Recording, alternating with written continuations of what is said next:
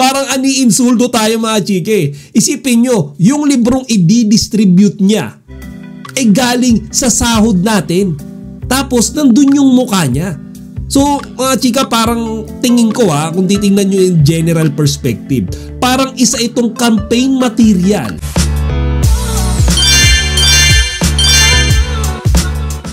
Magandang araw mga kachika, Rigel po ulit ang inyong Chika Patrol. Bago tayo magsimula mga kachika, inaanyayahan ko muna kayong mag-subscribe dito sa ating munting channel para palagi kayong updated sa mga latest at nagde-trending na mga showbiz balita. Ngayong araw lang ay opisyal nang nakita at nabasa ni Senator Risa Hontiveros ang kontrobersyal na libro ni Vice Presidente Sara Duterte na hinihingan niya ng pondo kahapon sa Senado ng 10 milyon mula sa pera ng taong bayan. Ngayon mga kachika, yang librong din yan yung dahilan kaya nagkainitan kahapon sa Senado etong si Senator Hontiveros at si VP Duterte. Humihingi kasi ng simpleng justification etong si Senator Risa Hontiveros mula sa ating Vice Presidente kung bakit nga ba kailangan pa nilang humingi ng 10 milyon para sa distribution ng librong ito na pinamagatang isang kaibigan. Ngayon, yung nakakadismayang part dyan, imbis na sagutin ni Inday Sara ang ating senadora, bigla niyang inatake ito ng personal.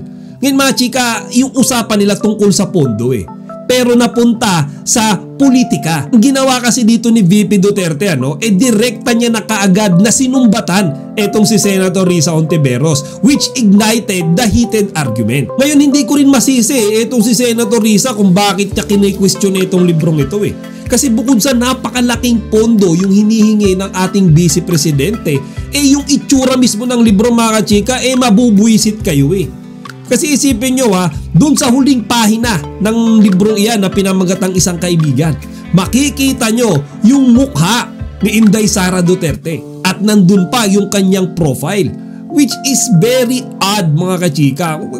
Nung nakita ko langya, parang ani-insulto tayo mga chike. Isipin nyo, yung librong i-distribute niya galing sa sahod natin. Tapos nandun yung mukha niya. So mga chika, parang tingin ko kung titingnan nyo yung general perspective, parang isa itong campaign material na kinuha mula sa pera ng taong bayan.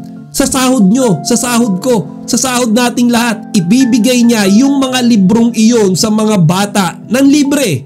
Tapos yung mukha niya nandoon para i-publicize yung sarili niya. Tapos mga chika, wala siyang ginastos. Yung ginastos mga kachika yung pera nating lahat. Ngayon mga chika, nasan yung moral niya para gawin yan? Ako, I'm not against any Duterte mga chika. Hindi rin ako dilawan, hindi rin ako kakamping. Neutral ako mga chika Basta tinitira ko or binabanatan ko kung sino yung nakikita kong may sablay Ngayon mga chika, etong ginagawa na ito ni Sara Duterte dapat talagang tuligsain, dapat batikusin. At nagpapasalamat tayo kasi nandiyan si Senator Risa Hontiveros na hindi sinayang yung boto natin sa kanya. Nandiyan siya para questionin yung bagay na yan. Kasi mga chika, pera nating lahat yan Pera ng taong bayan, pinagpagura natin yan. Tapos gagamitin ng ating Vice Presidente bilang kanyang campaign material sa darating na eleksyon. Kasi mga chika, kahit naman ngayon niya lang ibigay yan, magkakalat pa rin yan hanggang 2028 So mga kachika, etong move na yan, alam naman natin na talagang merong politiko dyan And looking closely mga kachika dito sa libro na pinagmamalaki ni Vice Presidente, nakita ko mga kachika, very cheap material. At sabi pa nga, may mga kumakalat pang chismis ngayon na ito daw ay pinlagiarize mula sa isang libro din na existing na. So ginaya lang nila mga kachika. Ngayon, sobrang sakit sa ulo niyan mga chika. Kumaga, hihingan mo ng pondo yung isang libro na ginaya mo lang pala sa iba. Walang originality. Nasaan yung creativity nila dyan nung kanyang mga author? Ngayon mga chika, para sa mga hindi pa aware dyan sa itsura at nilalaman ng librong iyan, panoorin nyo ito.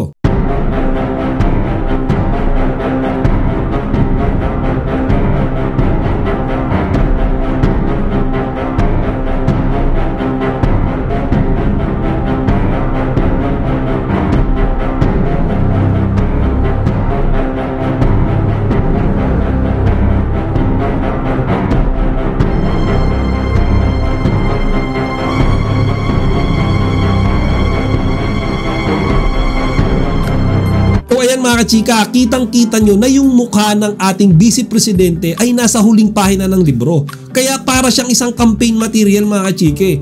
Tapos kukunin pa sa pera nga ng taong bayan. Ngayon medyo justifiable pa no kung wala yung mukha niya dun eh. Ibibigay niya iyon sa lahat. Walang kasamang, alam nyo yun, pagpopromote sa sarili, walang kasamang pagpapublicize sa sarili, yun okay pa eh. Pero yung garapalang paglalagay niya ng mukha niya mga kachika, hindi na tolerable yan. Naintindihan naman natin, yung motibo niya dyan makatulong, kumaga makapagbigay ng reading material sa mga kabataan.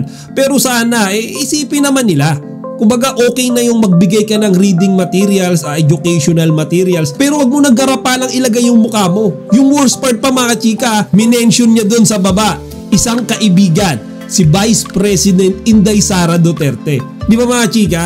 Parang sampal sa mukha natin lahat yan.